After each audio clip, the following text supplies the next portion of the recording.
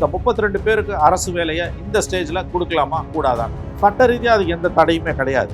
Morally இப்போ political மொராலிட்டின்னு அதன் அடிப்படையில் பார்த்தீங்கன்னா பாதிக்கப்பட்ட மக்களை பார்க்க போறாருன்னு ஒரு செய்தி. ஆனா அது போறதுக்கு ரோட் ஷோ போகணுமான்ற இதுதானங்க அவங்க எல்லாரும் பண்ணாங்க. அப்போ மூடி கிடந்த வாயெல்லாம் இப்போ அப்படியே பொங்கி எழுது. எடுத்த எடுப்புல 10 லட்சம் ரூபாவை எந்த அடிப்படையில் ஸ்டாலின் கொடுத்தார் அது சொல்லுங்க. வெளிப்பார்வை கருணை தொகை சார் அதுதான். ஏன்னா உங்களால லீகலா ஒரு விஷயத்தை ப்ரிவென்ட் பண்ண முடியலன்னா அடக்கி வாசிக்கும். நாங்கள் இப்படி தான் பண்ணுவோம்னா எதிர்வினையும் இருக்கும். புரிய வேண்டியவங்களுக்கு புரியும். வேண்டாலும் பண்ணலாம் அப்படின்னா இப்போ செந்தில் பாலாஜியுடைய கைது நடவடிக்கை எப்படி பார்க்கிறது?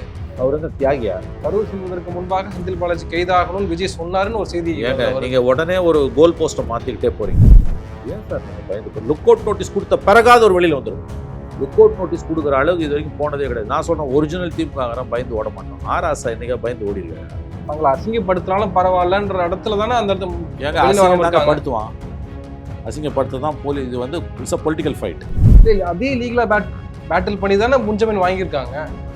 நிபந்தனை ஜாமீன் கொடுக்கப்பட்டு பேசினதே தான் பேசுகிறேன். நீங்கள் அடுத்த சப்ஜெக்ட் நீங்கள் ஒரு முன்முடிவோடு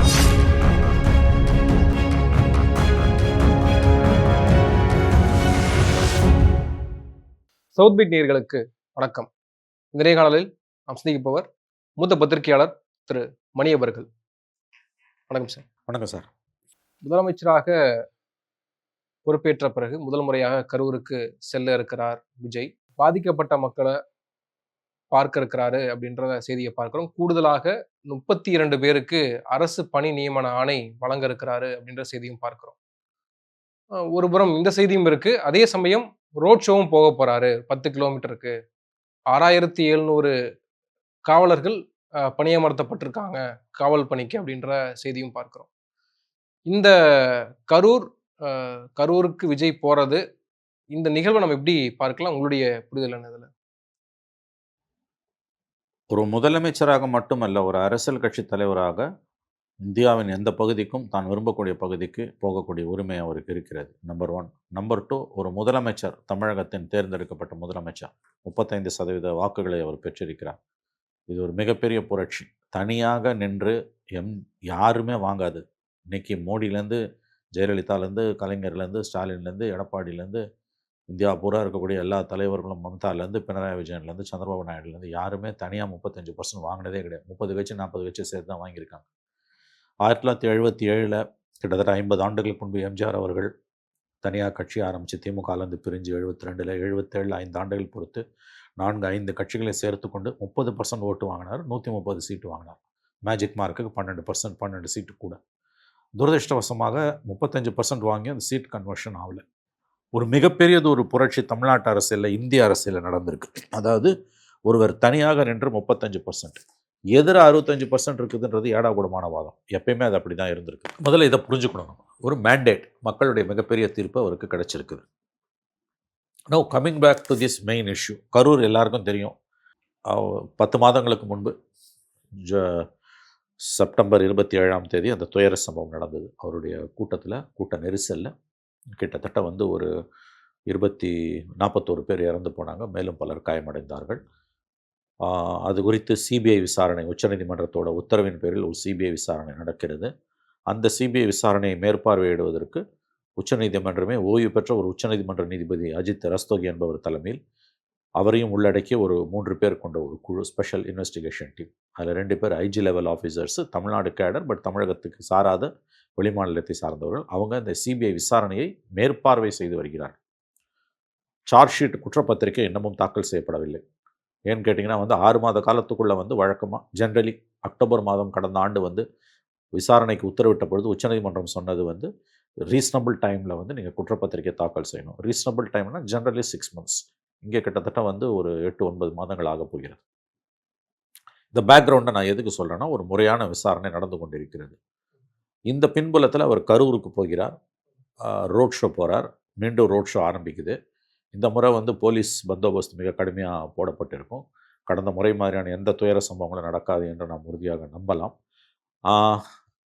பிரச்சனை எங்கே வருதுன்னா, நீங்கள் அடுத்து என்ன கேள்வி கேட்பீங்கன்னு எனக்கு தெரியும். அந்த 41 பேருக்கு குடும்பங்கள், இறந்தவர்கள் 41 பேர், 41 குடும்பங்கள்லேருந்து 32 பேருக்கு அதாவது டோட்டல் ஃபேமிலிஸ் வந்து அஃபெக்டட் ஃபேமிலிஸ் 41, பெனிஃபிஷரிஸ் வந்து 32. அதில் வந்து 25 பேருக்கு வந்து ஓஏ ஆஃபீஸ் அசிஸ்டன்ட் அலுவலக உதவியாளர் பணியும், ஒரு 7 பேருக்கு வந்து குமாஸ்தாஸ் கிளர்க்கு ஜாபும் கொடுக்கறதா ஒரு திட்டம் வகுக்கப்பட்டிருக்கிறது. நவ் இடதுசாரிகள் திமுக தாவேகா அரசை வெளியிலிருந்து ஆதரிக்கக்கூடிய இடதுசாரிகள் இதை எதிர்க்கிறார்கள். விசாரணை, ஏன்னா சார்ஜ் ஷீட் போட்டு விசாரணை கோர்ட்டில் இன்னமும் நடக்க ஆரம்பிக்கல. அந்த சூழலில் பாதிக்கப்பட்டவர்களுக்கான பணி நியமனம் என்பது விசாரணையின் தன்மையை பாதிக்கும் என்று அவர்கள் சொல்லுகிறார். சுப்பராயன் இந்திய கம்யூனிஸ்ட் கட்சியின் திருப்பூர் எம்பி சொல்லியிருக்கிறார். மார்க்சிஸ்ட் கம்யூனிஸ்ட் கட்சியின் மாநில செயலாளர் பே சண்முகமும் சொல்லியிருக்கார். சட்ட ரீதியாக இந்த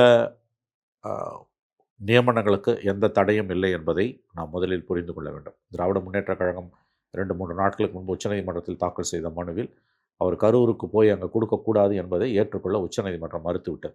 ஒரு முதலமைச்சர் என்ற முறையில் எங்கு வேண்டுமானாலும் அவர் போகலாம், எந்தவித நிவாரணங்களையும் அவர் கொடுப்பதை நீங்கள் தடுக்க முடியாது என்று தெளிவாக உச்சநீதிமன்றம் சொல்லிவிட்டது. So legally speaking there is no bar. சட்ட ரீதியாக இந்த 32 பேருக்கு 41 குடும்பங்களை சார்ந்தவர்களுக்கு இந்த உதவியை இந்த அரசு பணி நியமனங்களை கொடுப்பதில் எந்த விதமான தடையும் இல்லை லீகலி. பட் மாரலி, இப்போ பொலிட்டிக்கல் மொராலிட்டின்னுவாங்க, அதன் அடிப்படையில் பார்த்தீங்கன்னா அது டிபேட்டபிள். எனக்கு நான் வந்து அதை ஒதுக்கி தள்ள விரும்பலை. இல்லை, இன்னொரு விஷயம் நீங்கள் பார்க்கலாம், பல்லாயிரக்கணக்கானோர் அரசு பதவிக்கு எக்ஸாம் எழுதிட்டு, டிஎன்பிஎஸ்சி எக்ஸாம் எழுதிட்டு வெயிட் பண்ணிட்டு இருக்கக்கூடிய இந்த தருணத்தில் ஒரு 32 பேருக்கு வந்து தங்களால் பாதிக்கப்பட்டதாக உணர்ந்தால் அவர்கள் தங்கள் வீட்டில் வேலைக்கு வச்சுக்கலான்னு கூட பிரேமலதா சொல்கிறாங்க. இப்போ அந்த மாதிரி முடிவு எடுத்துலாம், தனியார் துறையில் வேலை வாங்கி கொடுக்கலாம், அவர்கள் பொறுப்பேற்றுக் கொள்ள விரும்பினால் அதை பண்ணலாம். அரசு பொறுப்பு கொடுக்குறோம்னு நினைக்கும் போது தான் நாங்கள் பிரச்சனை வருது. இல்லை, நான் அதை தான் சொல்ல வரேன். நீங்கள் புரிஞ்சுக்கணும், நான் முழுசாக முடிக்கல. இப்போ ஏற்கனவே உங்களுக்கு தலா 20 லட்சம் ரூபாய் அவர் உதவி கொடுத்துருக்கார். 20 லட்ச ரூபான்றது ஒரு பெரிய தொகை உங்களுக்கு வந்து, அது வந்து கொடுக்கப்பட்டிருக்கிறது. இதில் நீங்கள் இன்னொரு விஷயம் புரிஞ்சுக்கோங்க, லீகலி ஸ்பீக்கிங், சட்ட ரீதியாக பேசும்போது எந்த விதமான வரையறையும் இன்னாருக்கு தான் அரசு உத்தியோகத்தை வந்து கம்பேஷனட் கிரவுண்டில் அரசு கொடுக்கணுன்னு எந்த விதமான கைட்லைன்ஸுமே கிடையாது. இப்போ அரசு வேலை என்பது எப்படி கிடைக்குது? ஒன்று, அவர்கள் வந்து தேர்வுகள் மூலம் எழுதி வராங்க, அல்லது பணியில் இருக்கக்கூடிய அரசு ஊழியர்கள் யாராவது இறந்துட்டாங்கன்னா கருணை அடிப்படையில் அவர்களுக்கு கொடுக்கப்படக்கூடிய வேலை. இது 2 தான் சாதாரணமாக நம்ம அரசு ஊழியர்கள் எப்படி நியமிக்கப்படுகிறார்கள் என்பதற்கான ஒரு வரையறையாக இதுவரை இருந்து கொண்டிருக்கிறார். 3வதாக ஒரு கேட்டகரி வருது, இயற்கை பேரிடர் அல்லது வந்து ஏதாவது சில காரணங்களால் அவர்கள் வந்து இறந்து போகிறாங்க அப்படின்னா, அந்த குடும்பங்களுடைய பாதுகாப்புக்காக அவர்களில் ஒருவருக்கு வந்து, பாதிக்கப்பட்ட குடும்பங்களில் ஒருவருக்கு வந்து நீங்கள் அரசு பணி கொடுப்பது என்பது வந்து காலகாலமாக இருந்து வரக்கூடிய ஒன்று தான். இப்போ நீங்கள் பார்த்தீங்கன்னா, இதோட தொடர்புடைய தான் நான் ஒரு விஷயத்த சொல்கிறேன். ஏன்னா ஒரு ரிச் பேக்ரவுண்டை சொன்னோன்னா நம்ம அடுத்து பேசுகிறதுக்கு வசதியாக இருக்கும். நீங்கள் சொல்கிறது எதையுமே நான் ஒதுக்கி தள்ளலை, அது நீங்கள் முதல்ல ஞாபகம் வச்சுக்கணும். இப்போ பார்த்தீங்கன்னா, கள்ள சாராய சாவில் செத்தவனுக்கு 10 லட்சம் ரூபாய் சாராய தூக்கி அரசு கொடுக்கும், ரொம்ப சர்வசாதாரணமாக கொடுக்கும், எந்த கவர்மெண்ட்டாக இருந்தாலும். ஆனால் அதே சிவகாசி பட்டாசு ஆலையில் வெடித்து சாகிறவனுக்கு 2 லட்சம் ரூபாய் கொடுக்கும். கள்ள சாராய சாகிறது கொழுப்பெடுத்து சாகிறது. நீங்கள் வந்து தெரியும், உனக்கு குடிக்கிறது தப்புன்னு தெரியும், அதுவும் வந்து கள்ள சாராயன்றது உயிருக்கு ஆபத்துன்னு தெரிஞ்சு குடிக்கிறவங்க அடல்ட்டு, சின்ன பசங்களாக இருந்தால் கூட பரவாயில்ல, 18 வயசுக்கு மேற்பட்டவங்க, நல்லது கெட்டது தெரிஞ்சவங்களை குடித்து சாவர குடும்பத்துக்கு நீ காம்பன்சேட் கொடுக்குற. ஆனால் உங்களுக்கு நினைவு தெரிஞ்ச நாள்லேருந்து நீங்கள் பார்ப்பீர்கள் என்று நினைக்கிறேன். நான் எனக்கு தெரிஞ்ச நாள்லேருந்து பார்க்குறேன், சிவகாசியில் ஆண்டுதோறும் 2 முறையோ 3 முறையோ அந்த விபத்து நடக்கும். 2 பேர் செத்து போவான், 10 பேர் செத்து போவான். எந்த அரசாங்கம் வந்தாலும், ஆட்சிகள் மாறினாலும் காட்சிகள் மாறாத சில விஷயங்களில் தமிழ்நாட்டில் ஒரு விஷயம் வந்து சிவகாசி பட்டாசு ஆலை வெடிப்பு. இப்போ கூட சமீபத்தில் ஒரு 4-5 பேர் செத்து போனாங்க. ஆனால் அங்கே பார்த்தீங்கன்னா அந்த காம்பன்சேஷன் என்பது வந்து 2 லட்சம் ரூபாவாக தான் இருக்கும். அப்போ அரசுகள் என்பது வந்து தமிழ்நாட்டில் யார் ஆட்சியில் இருந்தாலுமே வந்து இத்தகைய போக்கு என்பது தவிர்க்க முடியாத ஒன்றாகத்தான் இருந்து கொண்டிருக்கிறது. ஆனால் ஒரு புது அம்சமாக ஒரு அரசியல் கட்சியோட பொதுக்கூட்டத்தில், அந்த அரசியல் கட்சியோட பொதுக்கூட்டத்தில் ஏற்பட்ட அந்த ஒரு நெருக்கடியில், துயர சம்பவத்தில் இறந்தவர்களில் வந்து 41 குடும்பங்கள், பட் 32 பேர் வந்து பயனாளிகள். ஏன்னா ஒரு குடும்பத்தில் 2-3 பேர்லாம் செத்து போயிருக்காங்க. ரொம்ப ரொம்ப ட்ராஜிக்கான ஒரு விஷயம் அது. அதை நெஞ்சை பிழியக்கூடிய ஒரு சோகம். அது நம்ம எல்லாருமே தொலைக்காட்சிகளில் பார்த்தோம். அந்த இடத்துல வந்து இவர் ஏற்கனவே 20 லட்சம் ரூபாய் வந்து யாரு குடுத்துருக்கா? விஜய் குடுத்துருக்காரு. ஸ்டாலின் அரசு இந்த பணம் குடுத்ததுன்னு நெனைக்கிறேன். ஆமா. 10,00,000 ரூவா 10 குடுத்தாங்க. லட்ச ரூபாய் குடுத்தாங்க. இப்ப ஸ்டாலின் கவர்ன்மெண்ட் வந்து 10 லட்சம் ரூபாய் குடுத்தது. இப்ப மொத்தம் 30 லட்சம் ரூபாய் வரைக்கும் ஒரு குடும்பத்துக்கு போயிருக்குது உங்களுக்கு. இன்றைக்கு அதை தாண்டி அரசு வேலை என்பது வந்து விமர்சனங்கள் எழுவது இயல்பானது. நான் அதை ஒப்புக்கொள்கிறேன். என்னன்னா, இப்ப ஒரு அரசியல் கட்சியோட கூட்டத்தில ஏற்பட்ட நெரிசல். ஏற்கனவே நிவாரணங்கள் வழங்கப்பட்டு விட்டன. 10 லட்சம் ரூபாய் அரசு கொடுத்திருக்கிறது. விஜய் தனிப்பட்ட முறையில 20 லட்சம் ரூபாய். 30 லட்சம் ரூபாய் கொடுக்கப்பட்டிருக்கிறது. இன் அடிஷன் டூ தட் நீங்க கூட ஒரு அரசு வேலை குடுக்குறீங்க. நவ் இதில நம்ம கவனிக்க வேண்டியது, இந்த மாதிரியான அரசு வேலைகள் இனிமே யாருக்கு குடுக்கலாம்? கம்பேஷனேட் கிரவுண்ட்லன்னு ஒரு கைட்லைன்ஸ நீங்க ஃப்ரேம் பண்ணணும். அது ஃப்ரேம் பண்ணாத வரைக்கும், அது முதலமைச்சரோட அதுதான் தனி உரிமை. சண்முகமும் சொல்றாரு. ஆ. நீங்க கைட்லைன்ஸ ஃப்ரேம் பண்ணுங்க. யாருக்கெல்லாம் அரசு வேலை குடுக்கலாம் அப்படின்றத கைட்லைன்ஸ ஃப்ரேம் பண்ணுங்கன்னு சொல்றாரு. இன்னும் நீங்க சட்டப்படியா பார்க்கணும் அப்படின்னா, சிபிஐ விசாரணை வந்து இன்னும் நடைபெற்றுக் கொண்டிருக்கக்கூடிய இந்த சூழல்ல, நீங்க நியமன பதவி அரசு நியமன பதவி குடுக்குறீங்க அப்படின்னா, அதுவும் ஒரு பிரச்சனைக்குரிய விஷயமா தான் இருக்கும். அது நீர்த்து போக செய்திரும் அந்த வழக்கு இல்ல அந்த அப்படின்னு. சந்தேகம் நியாயமானதுங்க. நான் மறுக்கவில்லை. அது இல்லாம அவங்க ஒண்ணும் இன்னைக்கு வந்தும் அவர்கள் வந்து நிராதரவா இல்ல. அவங்களுக்கு 30 லட்சம் ரூபாய் போயிருக்கு. 30 லட்சம் ரூபாய் பெரிய தொகை. நிச்சயமா. அவர்கள் ஒன்றும் தனித்து விடப்படவில்லை. உடனடியாக விஜய் அனௌன்ஸ் பண்றதுக்கு முன்னாலேயே ஸ்டாலின் அரசு வந்து 10 லட்சம் ரூபாய் கொடுத்து விட்டது. விஜய் 20 லட்சம் ரூபாய் கொடுத்தார். ஆகவே வந்து ஃபினான்ஷியல் ஆங்கிள்ல நீங்க பார்த்தீங்கன்னா, சட்டம்லாம் எப்படி இருந்தாலுமே மனிதாபிமான அடிப்படையில அந்த குடும்பங்களுக்கு 30 லட்சம் ரூபாய் ஏற்கனவே அவர்கள் கணக்கில் வரவு வைக்கப்பட்டு விட்டது. ஆகவே இந்த விசாரணையோட தீர்ப்பு வரும் வரையிலாவது இந்த பணி நியமனங்களை இந்த அரசு தவிர்த்திருக்கலாம். அதனால ஆ, சண்முகம் அவர்கள் சொல்வது, சுப்பராயன் சொல்றது, விசாரணை நடைபெற்று கொண்டிருக்கக்கூடிய சூழலில் இத்தகைய பணி நியமனங்கள் விசாரணையை நீர்த்து போக செய்யக்கூடியவை என்பதில் எனக்கு மாற்று கருத்தில்லை. அவர்கள் சொல்வதை நான் ஏற்றுக்கொள்கிறேன். பட் இதை வந்து ரொம்ப அக்ரஸிவா அரசியல் ரீதியா எதிர்க்கட்சிகள் கொண்டு போகுமேயானால், அது எடுபடாது. ஏன்னா எந்த கைட்லைன்ஸுமே இல்ல. லீகலா எந்த ஃப்ரேம் ஒர்க்குமே இல்ல. லீகலா ஃப்ரேம் ஒர்க் இல்லாதப்ப நீ எந்த அடிப்படையில நீ குடுக்குற? இன்னும் சொல்லப்போனா 10 லட்சம் ரூபாய் நிவாரணத்தையும் நான் இப்ப கொஸ்டின் பண்ணணும். இதுதான் உன் அளவுகோல்னா நீ அதையும் கொஸ்டின் பண்ணணும். கள்ள சாராயம் செத்தவனுக்கு 10 லட்சம் ரூபாய் ஒரு அரசியல் கட்சியோட கூட்ட நெரிசல்ல செத்தவங்களுக்கு எந்த அடிப்படையில நீ 10 லட்சம் ரூபாய் ஃபிக்ஸ் பண்ண? இன்னொன்னு 10 லட்சம் குடுத்ததே முதல்ல வந்து தப்பா, சரியான்ற ஒரு டிபேட் ஒண்ணு. 10 லட்சம்ன்றது கூடவா, குறைவான்றது டிபேட் ஒண்ணு. நெனச்ச மாதிரிலாம் நீ குடுக்க முடியாது. இப்ப எதுக்குமே கைட்லைன்ஸ் இல்லாத ஒரு ஸ்டேட்ல, ஒரு மாநிலத்தில, ஒரு அரசுல ஆ பணி நியமனம் என்பது அக்ரஸிவா போய் அதன் அளவுல நீ எதிர்க்க முடியாது. நீ 10 லட்சம் ரூபாயும் எதிர்த்திருக்கணும் அப்படி பார்த்தீன்னா. நான் அதனால தான் உங்களுக்கு என்ன சொல்றேன்னு கேட்டீங்கன்னா, லீகலி அதாவது தடை இல்லாத ஒரு விஷயத்துல பெரிய அளவுல நம்ம விவாதங்களுக்கு இடமே இல்லை. நான் சொல்றது குழப்பமா உங்களுக்கு இருக்கலாம். பட் நான் அப்படி சொல்லல நானு. சட்ட ரீதியா தடை இல்லன்னும் போது, பெருசா ஒண்ணும் பண்ண முடியாது. 2வது இந்த பணி நியமனத்த மட்டும் இல்ல. அந்த 10 லட்சம் ரூபாயுமே கொஸ்டின் பண்ணணும். எந்த அடிப்படையில? அது கூடவா, குறைவா? 2வது வந்து எதன் அடிப்படையில அந்த 10 லட்சம் ரூபாய் நடந்ததுன்னே நமக்கு தெரியாது. நம்ம இப்படி வச்சுப்போமே. ஒருவேளை வந்து இப்ப இவ்வளோ நியாயம் பேசுறவர்கள், ஒருவேளை அது சிபிஐ விசாரணைக்கு போகாமல், மாநில அரசே விசாரித்திருக்கிறது. முதல்ல ஸ்டேட் கவர்ன்மெண்ட் தான் விசாரிச்சது. அப்புறம் தான் சிபிஐக்கு சேஞ்ச் ஆச்சு. ஷிஃப்ட் ஆச்சு. ஒருவேளை மாநில அரசே அதை விசாரித்திருக்கிறது என்று வைத்துக் கொள்ளுங்கள். மாநில காவல்துறையை விசாரித்திருக்கிறது. அவங்க ஒரு எஸ்ஐடி போட்டாங்க. இதே அஸ்ரா காருக்கு தலைமையில போட்டாங்க. ஒரு நீதி கமிஷன், ஒரு என்கொயரி கமிஷனுமே போட்டாங்க. சுப்ரீம் கோர்ட் ஸ்டே பண்ணாம இருந்து அது தொடர்ந்து இருந்ததுன்னா, அப்ப இந்த 10 லட்சம் ரூபாய் மாநில அரசு குடுக்கும்போது, பலனாளிகள் காவல்துறை மேல எந்த தப்புமே கிடையாது. போலீஸ் மேல எந்த தப்பும் இல்ல. மாவட்ட நிர்வாகத்து மேல எந்த தப்புமே இல்ல. விஜய் மேல தான் தப்புன்னு சாட்சி சொல்றதுக்கு சாத்தியக்கூறுகள் அதிகம். அதனால இந்த 10 லட்சத்த குடுக்கக்கூடாதுன்னு சொல்லுவாங்களா? நான் சொல்ற லாஜிக் புரியுதா இல்லையா உங்களுக்கு? இந்த நிவாரணங்கள அரசுகள் வழங்குறதுல இருக்க ஒரு பெரிய சிக்கல் இதுதான். அந்த நிவாரணம் என்பது 10 லட்சம் ரூபாய் மட்டுமல்ல. அரசு வேலையும் சேர்த்து தான் நம்ம சொல்லணும். ஆகவே நீங்க இத குறுகிய அளவுல வந்து இன்னைக்கு அரசியல், அதாவது இந்த 32 பேருக்கு மாநில அரசு கொடுக்கக்கூடிய அந்த பணி நியமனங்கள, அன்றைக்கு அந்த சம்பவத்தின் கதாநாயகனாக இருந்த விஜய் இன்று முதலமைச்சராக இருக்கிறார் என்ற ஒரு பார்வையில் மட்டும் பார்க்க வேண்டாம்.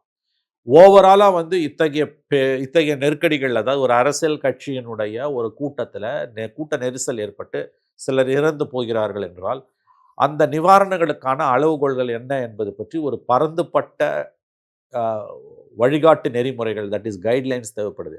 நல்லா கவனிங்க, அது அரசு பணி மட்டும் கிடையாது. ஃபினான்ஷியல் அசிஸ்டன்ஸும் சேர்த்து தான். நான் அந்த ஆர்குமெண்ட்டை தான் இப்போ வைக்கிறேன்.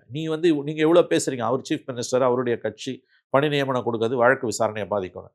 நான் ஒரு மாற்று ஆர்குமெண்ட் அதுக்கு எதிராக வைக்கிறேன். ஒருவேளை திமுக அரசே இன்னைக்கு பணியில் தொடருது, ஸ்டாலினே ஜெயிச்சிட்டாரு, சிபிஐ விசாரணைக்கு உச்சநீதிமன்றம் உத்தரவு போடல, மாநில காவல்துறையோட விசாரணை தான் நடக்குது, அந்த அவங்களும் இன்னைக்கு சார்ஜ் ஷீட் ஃபைல் பண்ணாத இது மாதிரி ஒரு சூழல் இருக்குன்னா, அப்போ அந்த 10 லட்சம் ரூபாய் கொடுத்ததை பற்றி யாராவது ஏதாவது கேள்வி எழுப்புவாங்களா?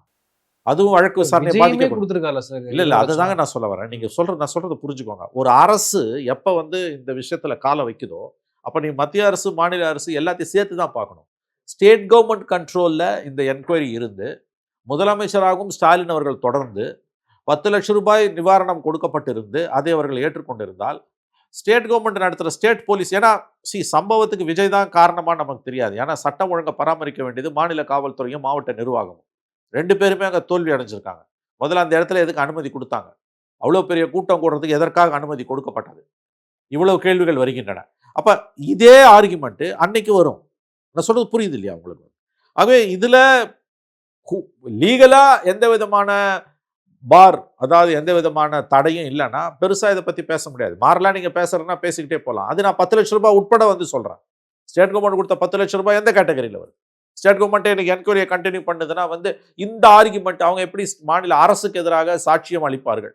10 லட்சம் ரூபாய் நீ வாங்கியிருக்க. இல்ல கள்ளச்சாராய மரணத்துக்கே 10 லட்சம் ரூபாய் கொடுக்குறன்றப்ப இந்த மரணத்துக்கு கொடுத்துதானே ஆகும். அதைத்தான் நான் சொல்றேன். அப்ப நீ அதுக்கே கொடுக்குறேன்னா, இதுக்கும் கொடுக்குறேன்னா, எல்லாத்துக்கும் தான் நீ கொடுக்குறேன்னா, அப்ப இந்த அரசு நியமனம் பண்றதையும், வேலைக்கு நியமனம் பண்றதையும் நீ தவிர்க்க கூடாது. நீ கேள்வி கேட்கக்கூடாது. அதனாலதான் சுப்ரீம் கோர்ட் ஸ்டே பண்ணல அதை.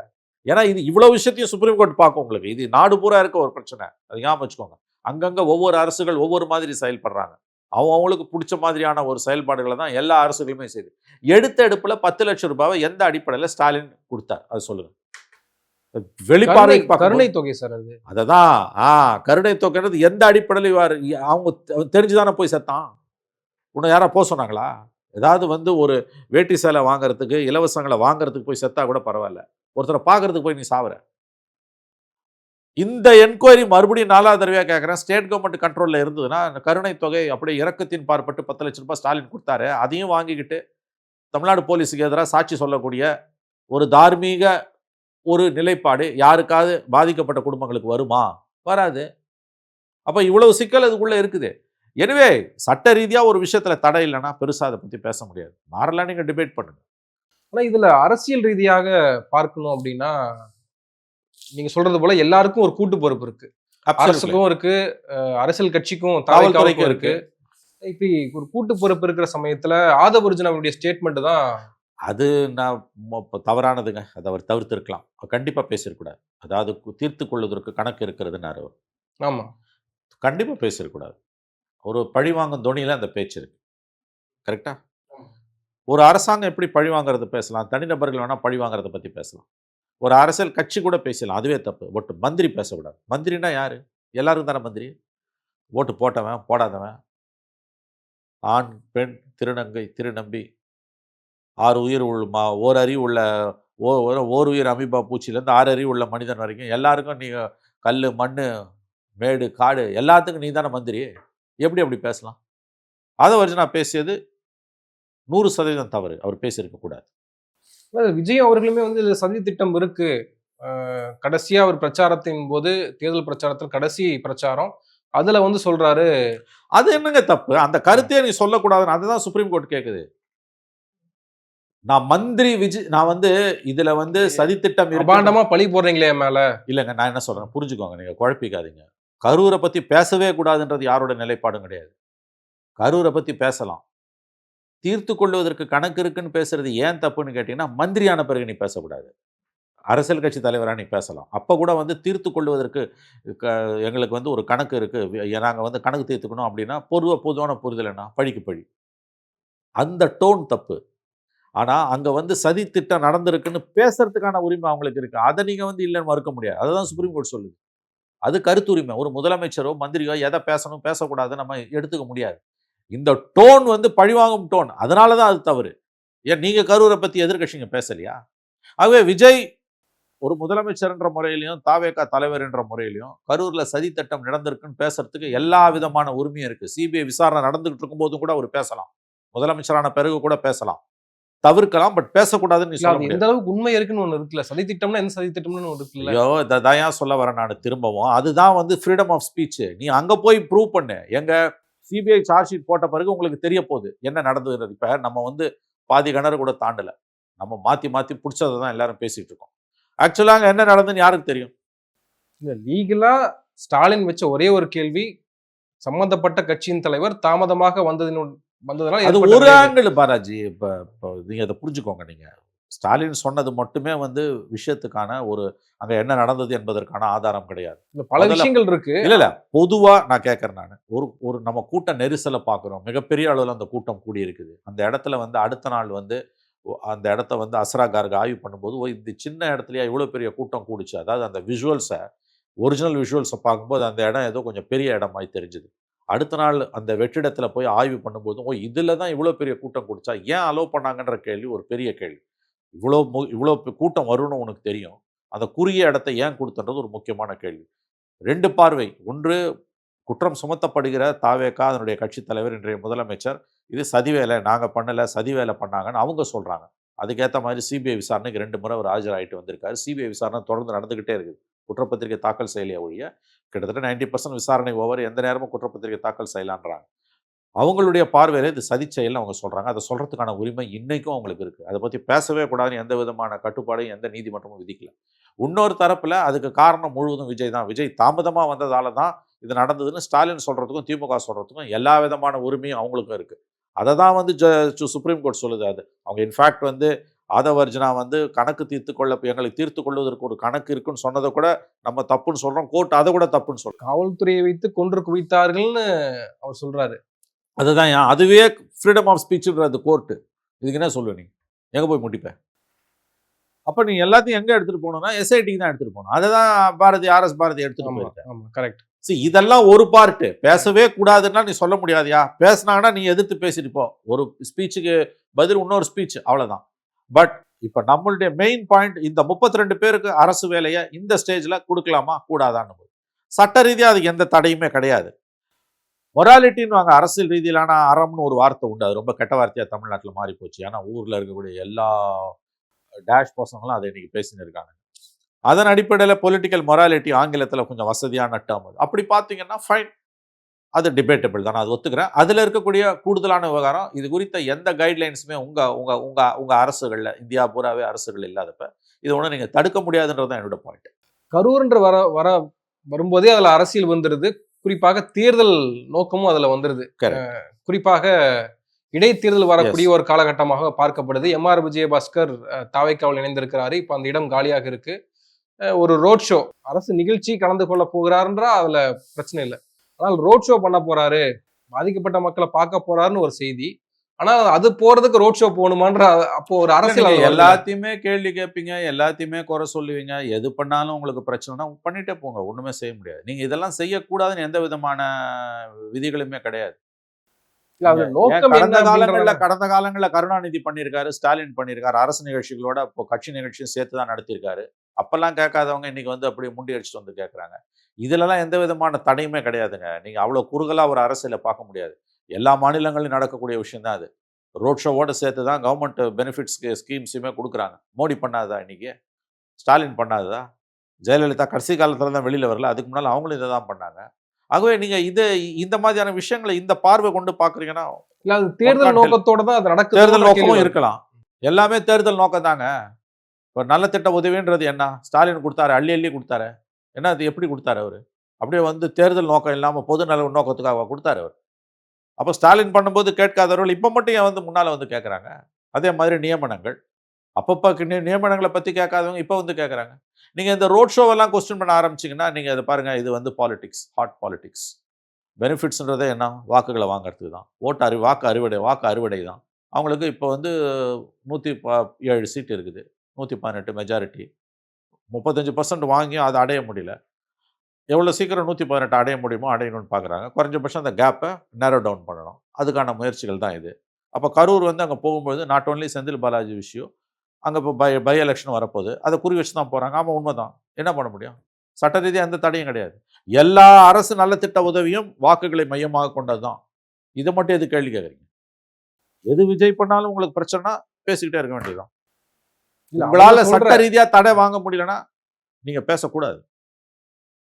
இதுதானங்க அவங்க எல்லாரும் பண்ணாங்க. அப்போ மூடி கிடந்த வாயெல்லாம் இப்ப அப்படியே பொங்கி எழுது. இல்ல, அப்ப பாதிக்கப்பட்ட மக்களை சந்திக்க போறேன்னு சொல்ற விளக்கம் தப்பா இருக்கு இல்லையா? பாதிக்கப்பட்ட மக்கள் பார்க்க போறது எதுக்கு ரோட் ஷோ போகணுன்ற ஒரு கேள்வி வந்துருது. பாலாஜி, நீங்க எத்தனை தடவை திருப்பி திருப்பி கேட்டாலும் என் பதில் இதுதான். எல்லாரும் பண்றதுதான் அவர் பண்றாரு. உங்க பிரச்சனை என்னன்னா மீடியாவை ஒரு குட் புக்ஸ்ல வைக்கல. அதனோட விளைவு தான் இன்னைக்கு மீடியாவுக்கு இவ்வளவு கோவம் வருது. எது பண்ணாலும் கேள்வி வருது. எதனா ஒரு நியமனங்கள் பண்ணாங்கன்னா உடனே பொங்கி எழுறாங்க. அப்ப அப்ப எங்க போனீங்க? தன்னுடைய உதவியாளர்களாக ஸ்டாலின் சிலரை நியமித்த பொழுது இதே ஆர்குமெண்ட்ஸ் அன்னைக்கு வச்சிருக்கணும். ஒருத்தருமே வைக்கலையே. ஏன்னா உங்களை குட் புக்ஸ்ல வச்சிருந்தாரு அவர். நீங்க நினைச்சீங்கன்னா அவரை போய் இல்ல, பார்க்கலாம். அவரு அவரோட ஆந்திரால கர்நாடகால இருந்து யாரையும் கூட்டு வந்து நியமனம் பண்ணலையே. இந்தியா ஒரு நாடு. நான் சொல்ல லீகலா சேலஞ்ச் பண்ணுன்றேன். உன்னால லீகலா சேலஞ்ச் பண்ணி முடியாத விஷயத்தை எடுத்துட்டு வந்து பேசுறதுனா எல்லாத்தையும் பேசணும். உனக்கு பிடிச்சதை மட்டும் பேச முடியாது. அஃப்கோர்ஸ் விஷ்ணு ரெட்டி விஷயம் தவிர்க்கப்பட்டிருக்க வேண்டியது. மற்ற நியமனங்கள் நீ தப்புன்னு எதை வச்சு சொல்வ? வெங்கட் நாராயண நியமனம் அதில் என்ன தப்பு? அவன் தான் கேட்குறான்ல. அது ஒரு விதமான அதிகாரமும் இல்லாத பதவி. சேலஞ்ச் பண்ணுன்றேன். சேலஞ்சும் பண்ண மாட்டேன், நான் பேசிக்கிட்டே இருப்பேனா? பேசிக்கிட்டே இரு, அவ்வளோதான். அவங்க அந்த ஒரு நியமனத்தில் பின்வாங்கினாங்க. அதுக்கு பிறகு எதுலையுமே பின்வாங்கிறதுன்னு முடிவு பண்ணிட்டாங்க. இப்போ இந்த 2 மாசமா நீங்க பிரச்சனை என்ன? ஃபங்க்ஷன் பண்ண விட மாட்டேன்றீங்க. ஆள விட மாட்டேன்றீங்க. ஒரு பக்கம் டிஎம்கே, ஒரு பக்கம் மீடியா. இது நீங்க இப்படியே போச்சுன்னு வச்சுக்கோங்களேன், இத்தகைய மாதிரியான நெருக்கடிக்கு உள்ளாகும் பொழுது, அதுவும் அவங்களுக்கு தனி மெஜாரிட்டி இல்லன்னா, அவங்க அந்த அரசுகள், இத்தகைய அரசுகள் ஒரு புரிந்து கொள்ளணும், ஒரு எதேச்சதிகார தன்மை கொண்டதாக மாறும். ஜனநாயகம் குறைந்த, முழு அளவுல சர்வாதிகாரின்னு சொல்லல. பட் அத்தகைய தன்மை கொண்ட, அதாவது ஒரு எப்படி சொல்றது? ஒரு அத்தாரிட்டேரியன்வாங்க. டிக்டேட்டர்ஷிப் இல்ல, ஒரு அத்தாரிட்டேரியன் கவர்மெண்ட். தாங்கள் நினைத்ததை செய்து கொண்டே போகக்கூடிய ஒரு அரசாக அத்தகைய அரசுகள் மாறும். அதை நோக்கி நீங்க விஜய தள்ளுறீங்க. திமுக உள்நோக்கத்தோட தள்ளுது. தெரிஞ்சோ தெரியாமலோ மீடியா அதுக்கு பலியாயிட்டு இருக்குது. இப்படி ஒரு கவர்மெண்ட் நீங்க 100 டேஸ் கூட ஆவறதுக்கு முன்னால கொஸ்டின்லாம் பண்ண முடியாது. ஏன்னா உங்களால லீகலா ஒரு விஷயத்த பிரிவென்ட் பண்ண முடியலன்னா, அடக்கி வாசிக்கணும். நாங்க இப்படி தான் பண்ணுவோம்னா, எதிர்வினையும் இருக்கும். புரிய வேண்டியவங்களுக்கு புரியும். புரியலன்னா ஒண்ணும் பண்ண முடியாது. இல்ல, இன்னைக்கு இது வேண்டுமானாலும் பண்ணலாம் அப்படின்னா, இப்ப செந்தில் பாலாஜியுடைய கைது நடவடிக்கை எப்படி பார்க்கிறது? அதுல அவர் என்ன தியாகியா? சுதந்திர போராட்ட தியாகி. எதற்காக ஓடி ஒளிந்தார்? அவர் தப்பே பண்ணலன்னு கூட வச்சுப்போம். லுக் அவுட் நோட்டீஸ்ன்றது எவ்வளவு அசிங்கமான விஷயம் உங்களுக்கு தெரியுமா? ஏபி கேட்கறது அவரோட உரிமை. நான் அதை சொல்லல. ஜூனியர் விகடன்ல ஒரு ஆர்டிகிள் எழுதுறாங்க. அதுல கரூர் செல்வதற்கு முன்பாக செந்தில் பாலாஜி கைதாகணும்னு விஜய் சொன்னாருன்னு ஒரு செய்தி ஏங்க வருது. நீங்க உடனே ஒரு கோல் போஸ்ட்டை மாத்திக்கிட்டே போறீங்க. ஜூனியர் விகடன் என்ன கவர்மெண்ட் கெசட்டா? உங்க கண்ணு முன்னால பொதுவெளியில் இருக்க விஷயத்த மட்டும் நீங்களும் நானும் பேசுவோம். நான் அதை மட்டும் தான் பேசுறேன். அங்க அவன் சொன்னா, இங்க இவன் சொன்னான்னு எதையுமே நான் சொல்லல. பப்ளிக் டொமைன்ல இருக்கிறத மட்டும் நான் பேசுறேன். அதை மட்டுமே வச்சு உங்களால 90% உண்மைகளை புரிஞ்சுக்க முடியும். லுக் அவுட் நோட்டீஸ்ன்றது என்ன தெரியுமா உங்களுக்கு?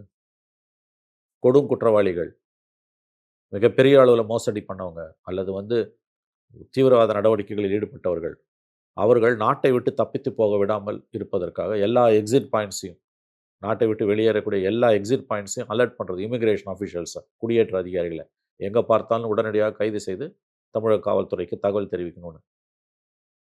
அந்த லுக் அவுட் நோட்டீஸை செந்தில் பாலாஜிக்கு எதிராக விடுறாங்க. அந்த முயற்சி தோற்கடிக்கப்பட்டிருக்குல்ல. நான் கேட்குறேன், விசாரணை கூப்பிட்டு ஏங்க வரல அவர்? ஒரு காமன் மேன் போலீஸுக்கு பயந்து போகிறதுக்கும், ஒரு முன்னாள் மந்திரி, முன்னாள் எம்எல்ஏ பயந்து போகிறதுக்கும், இந்நாள் எம்எல்ஏ வித்தியாசம் இருக்குது. நீங்கள் தப்பே பண்ணல, ஒன்றும் தலையை சீவிட போகிறது கிடையாது. இது அடிப்படையில் ஒரு பொலிட்டிக்கல் கேஸ். இது ஒன்றும் தீவிரவாத நடவடிக்கைலாம் கிடையாது. தூக்கில் ஒன்றும் போட போகிறது கிடையாது. அரெஸ்ட்டே பண்ணாலும் 1 மாதம் அதிகபட்சம் பெயிலில் வர போகிறீங்க. ஏன் சார் நீங்கள் பயந்து லுக் அவுட் நோட்டீஸ் கொடுத்த பிறகாவது ஒரு வெளியில் வந்துருக்கணும். யாருக்கு எதிராக லுக் அவுட் நோட்டீஸ் கொடுக்குறேன்? நான் இங்கே தான் இருக்க வான்னு சொல்லி. லுக் அவுட் நோட்டீஸோட அர்த்தம் புரிஞ்சவங்களுக்கு நான் சொல்கிறது புரியும். புரியாதவங்க கிட்ட பேசி பிரயோஜனம் இல்லை. லுக் அவுட் நோட்டீஸ் கொடுக்குற அளவுக்கு இது வரைக்கும் போனதே கிடையாது. நான் சொல்கிறேன், ஒரிஜினல் திமுககாரன் பயந்து ஓட மாட்டோம். ஆராசா என்னைக்கா பயந்து ஓடி இருக்காரா? ஏன் ஜெய அன்பழகன் அவர் சொல்லுவார் அடிக்கடி, மூக அழகிரி மகன் 2011-12 ஒரு வழக்கில் மாட்டி கிட்டத்தட்ட ஒரு 3 மாத காலம் தலைமறைவாக இருந்தார். அப்போ பொதுக்குழுலே பேசினார் ஜெய அன்பழகன். எதுக்காக பயந்து ஓடணும்? சட்டத்தின் முன்னால் வந்து நில்லுங்க, இது கட்சிக்கு அவமானம் அப்படின்னாரு. கட்சிக்காரன், உண்மையான கட்சிக்காரன், திமுககாரன் நான் சொல்கிறேன், அவன் இப்படிலாம் லுக் அவுட் நோட்டீஸ் கொடுக்குற அளவுக்குலாம் ஓட மாட்டான். அவன் ஃபேஸ் பண்ணுவான் போலீஸை. அதை பற்றி பேச மாட்டேன். நீங்கள் மெரிட்ஸ் ஆஃப் த கேஸ்குள்ளெல்லாம் போகாதீங்க. ஒன்றும் தலை போகிற கேஸ் கிடையாது இது. ஏபி கேட்கறது உன் உரிமை, அதை நான் குறை சொல்லலை. லுக் அவுட் நோட்டீஸ் கொடுத்த பிறகு நீ வெளியில் வந்திருக்கணும். அப்ப இந்த அளவுக்கு இவ்வளவு ஓட்டையை வச்சுக்கிட்டு கோர்ட் நோட்டீஸ் கொடுக்குற அளவுக்கு ரொம்ப தீவிரமாக காவல்துறை நடவடிக்கை எடுத்த போதும் ஆனா நீதிமன்றத்துல செல்லுபடி ஆகல. அவங்க உடனே வந்து உடனே கோல் போஸ்ட்டை மாற்றிக்கிட்டே போறீங்க. முன்ஜாமீன் குடுக்குறாங்கல்ல. ஏங்க பாலாஜி, நீங்கள் ஒரு முன்முடிவோட கேள்விகளை கேட்குறீங்க, ஒரு ஸ்டாண்ட் எடுத்துகிட்டு கேட்குறீங்கன்னா, நான் எத்தனை தடவை பதில் சொன்னாலும் நீங்கள் கேட்க போகிறது கிடையாது.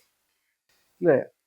திரும்ப நான் பேசினதையே பேசுறேன், நீங்க பேசினதையே பேசுறீங்க. லுக் அவுட் நோட்டீஸ்னா உங்களுக்கு என்னன்னு இல்ல தெரியுமா? அது சொல்ல நீங்க விளக்கமும் அது கொடுத்தேன். புரியுது. லுக் அவுட் நோட்டீஸுக்கு இலக்கான ஒருவர், அது ஒரு அவமானகரமான காரியம். ஒரு ஒரிஜினல் பாலிட்டிஷியன் லுக் அவுட் நோட்டீஸுக்கு வந்து முதல்ல அவனுக்கு எதிராக லுக் அவுட் நோட்டீஸ் வராது. நான் சொல்றது பாலிட்டிஷியன்.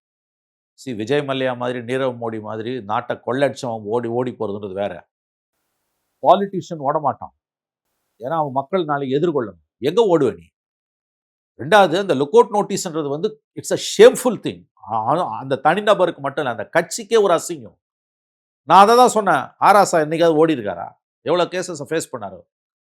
இன்னும் அந்த கட்சியில் எவ்வளோ பேர், எத்தனையோ கடந்த காலங்களில் எம்ஜிஆர் பீரியடில், ஜெயலலிதா பீரியடில் எவ்வளோ பேரை போலீஸ் அரெஸ்ட் பண்ணிச்சு. யாராவது ஒருத்தருக்கு எதிராக look out notice Tamil Nadu police போட்டிருக்குமா திமுகவில்? இன்னைக்கு இவருக்கு எதிராக போடுது. இது அசிங்கம் இல்லையா உங்களுக்கு? அப்போ அந்த குற்றச்சாட்டுகளில் ஓரளவு உண்மை இருக்குன்னு நம்ப தானே முடியும். ஏபி கிடைக்குது கிடைக்கல அது கிடையாது அளவுகோல். ஜம்ப் பண்ணி கோல் போஸ்ட்டை மாற்றிக்கிட்டு போகாதீங்க. உனக்கு ஏபி கிடைக்குதோ இல்லையோ, லுக் அவுட் நோட்டீஸ் கொடுத்தோன்னே நீ வந்திருக்கணும். அப்போ இவ்வளோ தப்பையும் நீங்க பண்ணிட்டு, எங்கேயோ யாரோ எதையோ எழுதுனாங்கன்னா, யாரோ எதையோ வாந்தி எடுக்கிறாங்க, முதலமைச்சர் அங்கே போகிறதுக்கு முன்னால கைது பண்ணி, இதெல்லாம் வாட் நான்சென்ஸ். அதை கொண்டு வந்து நான் வைக்கிற ஆர்குமெண்ட்டுக்கு முன்னால நீங்க கவுண்டர் ஆர்குமெண்ட்டை ஏன் வைக்கிறீங்க? நான் அவர் தப்பு பண்ணாரு பண்ணலை, மெரிட்ஸுக்குள்ள நான் போவே இல்லை. ஒரு வழக்கில் போலீஸ் ஒரு 5 பேரை 10 பேரை கைது பண்ணுறான், கவர்மெண்ட்டை கவுக்க பார்த்தாங்கன்னு. அதில் அவங்க தம்பி பேரும் அடிப்படுது, இவரோட பேரும் அடிப்படுது. சமன்ஸ் அனுப்பணும், இம்மிடியேட்டாக நீ அப்பியர் ஆகணும். இம்மிடியேட்டாக அப்பியர் ஆகணும். நேர்மை இருந்ததுன்னா நான் சொல்கிறேன், அரசியல்வாதியாக இருந்தால் அப்பியர் ஆவாங்க. சரி, நீங்கள் அப்போ கூட அப்பியர் ஆகல சார், உங்களுக்கு லுக் அவுட் நோட்டீஸ் வருதுன்னு அடுத்த நிமிஷம் வெளியில் வந்திருக்கணும். ஏன்னா லுக் அவுட் நோட்டீஸ் உங்களுக்கு மட்டும் இல்லை சார், உங்கள் கட்சிக்கு அசிங்கம். அப்போ இவ்வளோத்தையும் அப்போ கட்சி தலைமையாவது அறிவுறுத்தணும்ல, போய் அப்பியர் ஆகுங்கன்னு. நீங்கள் நிரந்தரமாக எஸ்கேப் ஆக முடியுமா? நான் கேட்குறேன். அதுவும் முடியாதுல்ல. அப்போ எதுக்காக இந்த ஸ்ட்ராட்டஜி? அந்த ஸ்ட்ராட்டஜி தான் சொல்றேன். இப்போ காவல்துறை ஸ்ட்ராட்டஜி ஃபாலோ பண்ணுது அப்படின்றப்போ, தங்களை அசிங்கப்படுத்தினாலும் பரவாயில்லன்ற இடத்துல தானே அந்த இடத்துல ஏங்க வெளியில வராம இருக்காங்க. அசிங்கப்படுத்துவான், அசிங்கப்படுத்த தான் இது வந்து it's a political fight. It's a political ஃபைட்னும் போது அரசு ஆளுங்கட்சி உங்களை அசிங்கப்படுத்தும். பயந்து ஓடினாரா? கலைஞர் என்னைக்கா பயந்து ஓடினாரா? ஜெயலலிதா என்னைக்கா பயந்து ஓடினாங்களா? ஏன் ஆராசா என்னைக்கா பயந்து ஓடினாங்களா? எத்தனையோ மந்திரிங்க இருக்காங்க, யாராவது பயந்து ஓடினாங்களா? சமன்ஸ் அனுப்புனா போய் நில்லுங்க. யாராக இருந்தாலும் போய் நிற்கணும். ஒரு சாமானியனுக்கு உள்ள அந்த கடமை மந்திரிக்கு இல்லையா? எக்ஸ் மினிஸ்டருக்கு இல்லையா? எதுக்கு பயந்து ஓடினீங்க? அப்போ நீங்கள் பயந்தும் ஓடுவீங்க, லுக் அவுட் நோட்டீஸ் கொடுத்தாலும் வரமாட்டீங்கன்னா என்ன கதை இது?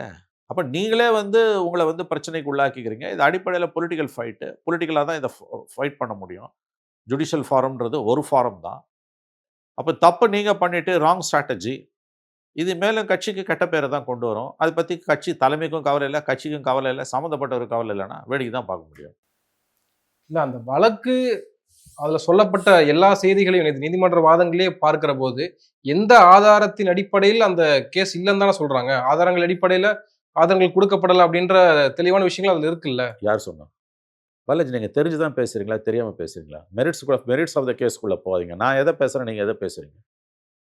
என்ஆர் இளங்கோ ஆர்குமெண்ட்டை வச்சு இந்த கேஸ் ஆர்கியூ பண்ணாதீங்க. லுக் அவுட் நோட்டீஸ் ஏபி, இன்றைக்கி ஏபி கிராண்ட் ஆகிருக்குது, வந்து சைன் பண்ணியிருக்காரு, ஃபைன். நான் சொல்கிறது லுக் அவுட் நோட்டீஸ்க்குள்ளே நிற்கிறேன்.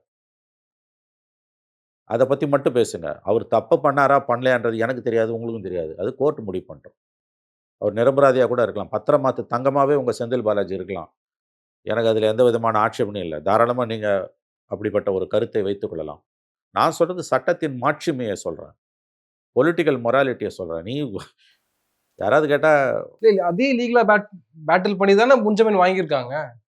நிபந்தனை ஜாமீன் கொடுக்கப்பட்டு பேசினதே தான் பேசுகிறேன். நீங்கள் அடுத்த சப்ஜெக்ட்டுக்கு போகலாம். நீங்கள் ஒரு முன்முடிவோடு இன்று கேள்விகளை கேட்டுக்கொண்டிருக்கிறீர்கள். நான் குழந்தைக்கு விளக்குற மாதிரி உங்களுக்கு லுக் அவுட் நோட்டீஸை பற்றி விளக்குன பிறகும் 3 தடவை விளக்குன பிறகும் திரும்ப நீங்கள் அதையே பேசுகிறீங்க. என்ஆர் இளங்கோவோட ஸ்டேட்மெண்ட்டுக்குள்ளேயே போய் நிற்கிறீங்க. என்ஆர் இளங்கோவோட வாதம் என்பது குற்றம் சுமத்தப்பட்ட ஒரு வழக்கறிஞருடைய வாதம். பிரச்சனையோட மூல வேறு அது கிடையாது. இந்த பிரச்சனை ஹாஃப் லீகல்னா ஹாஃப் பொலிட்டிக்கல். நான் சொல்கிறது வந்து திரும்பவும் சொல்கிறேன், கடந்த காலங்களில் எந்த திமுக தலைவருக்கு எதிராகவும் போலீஸ் இப்படிலாம் வந்து தேடப்படும் குற்றவாளின்னு அறிவிப்பதற்கான முதல் ஸ்டேஜ் அது.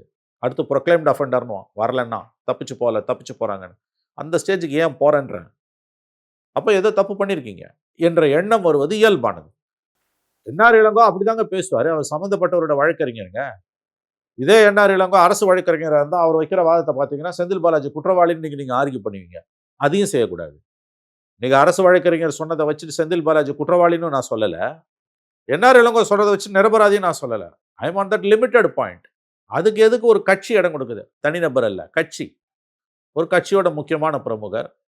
எதற்காக அவர் இதற்கு இடம் கொடுக்கிறார்? அதை தாண்டி வந்து உங்களுக்கு அவர் இங்கே போகிறதுக்குள்ள இவரை பிடிச்சி உள்ளே போகணும், அவரை பிடிச்சி உள்ளே போகணுன்றதெல்லாம் வந்து அவங்கவுங்க கற்பனை குதிரையை தட்டி விட்டு எழுதக்கூடிய விஷயங்கள். அதுக்குள்ளே நம்ம போக முடியாது. நம்ம கண்ணு முன்னால் லீகலாக இருக்க விஷயங்களை பற்றி மட்டும் வச்சு தான் நம்ம பேச முடியும். அதை தான் நான் பேசுகிறேன். எடுத்துக்கிட்டால் எடுத்துக்குவாங்க, விட்டுறதுனா விட்டுருங்க. இடைத்தேர்தல் கூடிய சீக்கிரம் வருமா வராதா அப்படின்றதெல்லாம் நமக்கு தெரியல. ஆனால் நேற்றைய வாதத்திலேயே வந்து இடைத்தேர்தலில் செந்தில் பாலாஜி வேலை செய்யக்கூடாது என்பதற்காகத்தான் இந்த வழக்கு பதிவு செய்யப்பட்டிருக்கு, அவர் மீது போடப்பட்டிருக்குன்ற வாதத்தை நேற்று முன் வச்சிருக்காங்க. இந்த இடைத்தேர்தலில் குதிரை பேரம் நடந்திருக்கிறதா நடக்கலையான்ற இன்னும் அது விசாரணையில தான் இருக்கு.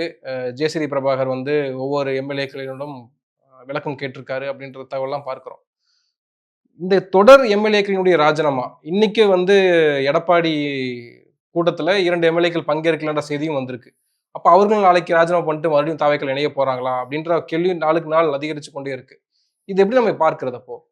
இது ஒரு வினோதமான விஷயங்க. கடந்த காலங்களில் வந்து 2/3 முதல்ல வந்து கட்சித்தாவல் தடை சட்டம் 1985 வந்தப்ப 1/3 இருந்ததுன்னா ஸ்பிளிட். இப்போ 30 பேர் இருக்காங்கன்னா 10 பேர் வெளியில் வந்தாங்கன்னா அவங்க கட்சித்தாவல்லேருந்து தப்பிச்சுக்கலாம். எதிலையா போய் மெர்ஜா அவங்க தப்பிச்சுக்கிட்டு அவங்க தனியாக இயங்கலான்னு இருந்தது. 2003 வரைக்கும் 18 ஆண்டுகள் கிட்டத்தட்ட வந்து 1/3 தான் ஸ்பிளிட்டுன்னு இருந்தது. அப்புறம் நிறையா உடைக்கிறாங்க இதை வச்சுனோன்னா 2003 ஏற்பட்ட ஒரு திருத்தத்தில் வந்து 2/3 தான் ஸ்பிளிட்டுன்னு வந்தது. 30 பேர் இருக்காங்கன்னா 20 பேர் வெளியில் வரும். இப்போ 2023 சுப்ரீம் கோர்ட் ஜட்ஜ்மெண்ட் படி என்ன ஆகுதுன்னு கேட்டிங்கன்னா 2/3 வெளியில் வந்தால் மட்டும் பத்தாது, அவங்க வந்து வேற ஒரு கட்சியோட மெர்ஜ் ஆகணும். ப்ளஸ் பேரண்ட் பாடி, அதாவது அசம்பிளிக்கு வெளியில் இருக்கக்கூடிய கட்சி தாய் ஸ்தாபனம் அதை என்டார்ஸ் பண்ணணும்னு ஒரு அந்த ஜட்ஜ்மெண்ட், சந்திரசூட் ஜட்ஜ்மெண்ட் சிவசேனா கேஸில் வந்தது. ஃபாலோ பண்ணல யாருமே. இப்போ உச்சநீதிமன்றத்தில் இப்போ இது வந்து supreme court judgement, latest judgement 23. அது வந்து சட்டம். எல்லா உச்சநீதிமன்ற தீர்ப்புகளுமே சட்டம் தான். எக்ஸப்ட் 142 சுப்ரீம் கோர்ட் கொடுக்கக்கூடிய அந்த தனி உரிமை கீழான தீர்ப்புகளை தவிர.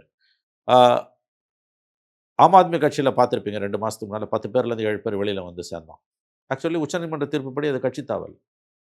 ஆனால் ராஜ்யசபா சேர்மன் தமிழ்நாட்டை சார்ந்த குடியரசு துணைத் தலைவர் சிபி ராதாகிருஷ்ணன் அவர்களை ஏற்றுக்கொள்கிறார்.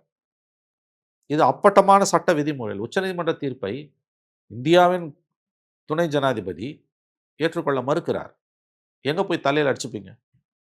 இப்போ இவங்க விஷயத்தில் உங்களுக்கு என்னன்னு கேட்டிங்கன்னா, இது ஒரு வினோதமான விஷயம். இதை கட்சி தாவல்னே சொல்ல முடியாது. ஒரு விதத்தில் நீங்கள் பார்த்தீங்கன்னா 2/3 போச்சுன்னா கட்சி தாவல், 1/3 போனாலும் கட்சி தாவல். இப்போ 2/3 போச்சுன்னா மெர்ஜ் 2/3 வெளியில் வந்து இருந்தாலும் சிக்கல், மெர்ஜ் ஆகிட்டானா தப்பிச்சிருவான். பேரண்ட் பாடி அப்ரூவல் இல்லாட்டி கூட. ஏன்னா ஆம் ஆத்மி கட்சியில் ஆம் ஆத்மி கேஸில் துணை குடியரசுத் தலைவர் வந்து குடியரசு துணைத் தலைவர் வழி காமிச்சிட்டார். இந்த ராஜினாமாவை பொறுத்த வரைக்கும் நீங்கள் வந்து யாரும் யார் ராஜினாமா பண்ணுறது எந்த நேரத்துலையும் தடுக்க முடியாது. இப்போ ஒருத்தன் ஒரு கட்சி தாவும்போது நம்ம வாய் என்ன பேசும்? அவ்வளோ தைரியம் இருந்தனா ராஜினாமா பண்ணிட்டு போடானுவான். அவன் ராஜினாமா பண்ணிட்டு போகிறான். ரெசிக்னேஷன்ஸை யாருமே எந்த கட்டத்திலையும் தடுக்க முடியாது. 1. 2வது செந்தில் பாலாஜியை வந்து கரூர் பை எலெக்ஷன்ஸுக்கு முன்னால் வந்து முடக்கணும்னு அரசு நினைக்குது அப்படின்றாங்க. இருக்கலாம், மறுக்கலை, இருக்கலாம். பட் இந்த கேஸில் அவரோட இன்வால்மெண்ட் என்ன, ஒரு விசாரணைக்கு வரும்பொழுது என்ன நடக்குது, அதை பொறுத்த விஷயம். இன்பர்செப்ஷன், அதாவது வந்து அவரை வந்து பை எலெக்ஷனுக்கு முன்னால் முடக்கிடணும்னு பார்க்குறாங்க. இதே ஆர்குமெண்ட்டை 23 ஜூன் மாதம் இடி அவரை அரெஸ்ட் பண்ணும்போது வச்சாங்க. உங்களுக்கு ஞாபகம் இருக்கும். அவர் வந்து இன்ஃபேக்ட் லோக்சபா எலெக்ஷன் 24 முடிஞ்சு அதுக்கு பிறகு செப்டம்பரில் தான் வெளியில் வந்தார். 14 மாதம் என்னமோ வெளியில் வந்தார். இன்றைக்கு கரூர் பை எலெக்ஷனுக்கு முன்னால் அவரை எப்படியாவது பிடிச்சி உள்ளே போட்டணும் அப்படின்னு விஜய் அரசு நினைக்கிறது என்ற அவருடைய வழக்கறிஞர் என்ஆர் இளங்கோவின் வாதம் லாஜிக்கலி கரெக்டாக இருக்குது. அதில் லாஜிக் இருக்குது, நான் அதை மறுக்கல. மேலும் செந்தில் பாலாஜியோட வழக்கறிஞர்னும் போது அவர் அப்படிலாம் தான் ஆர்குமெண்ட்ஸ் முன் வைப்பார்.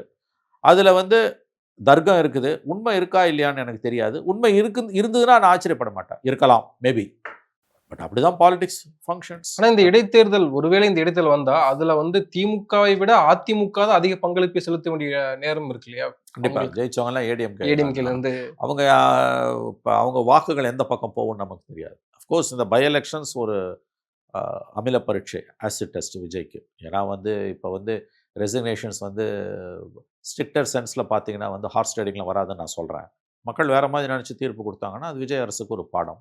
இல்லை ரெசிக்னேட் பண்ணிட்டு நிற்கிறவங்க தாவேக்கா பேர் இப்போ போகிற போக்க பார்த்தா எப்படியும் ஒரு 10 தொகுதிக்காவது தேர்தல் வரும் போல இருக்கு. இன்னும் 2-3 பேர் ரிசைன் பண்ணிட்டு வந்துடுறாங்க. ஒரு 10 தொகுதியில் 5 தொகுதியாவது ஜெயிச்சாங்கன்னா பொலிட்டிக்கலி ஸ்டேபிள் ஆவாங்க.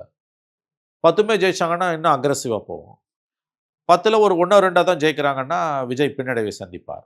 இதெல்லாம் வந்து தேர்தல் முடிவுகள் மக்கள் எப்படி பார்க்குறாங்கன்றத பொறுத்து. ஓவராலாக இந்த ரிசைன் பண்ணிட்டு வரதை மக்கள் ஏற்றுக்கொள்கிறார்களா இல்லையா என்பது தேர்தல் முடிவுகள் தான் தீர்மானிக்கும். கரூர் பை எலெக்ஷன்ஸுக்கு முன்னால் செந்தில் பாலாஜியை விஜய் அரசு முடக்க பார்க்கிறது என்ற வாதம் லாஜிக்கலி கரெக்டு. அதில் எந்த விதமான அதாவது வந்து தர்க்க ரீதியாக அது கரெக்டு. ஃபேக்சுவலாக அதில் வாய்ப்பு இருக்குது. நான் அதை ஒன்றும் மறுக்கல. பட் அப்படி தான் பாலிடிக்ஸ் வந்து காலகாலமாக இந்தியாவில் ஃபங்க்ஷன் ஆகிட்டு இருக்கு. இதையும் நினைவில் கொள்ள வேண்டும். நன்றி. நிறைய விஷயங்களை பகிர்ந்துருக்கீங்க. நன்றி பாலாஜி. நன்றி.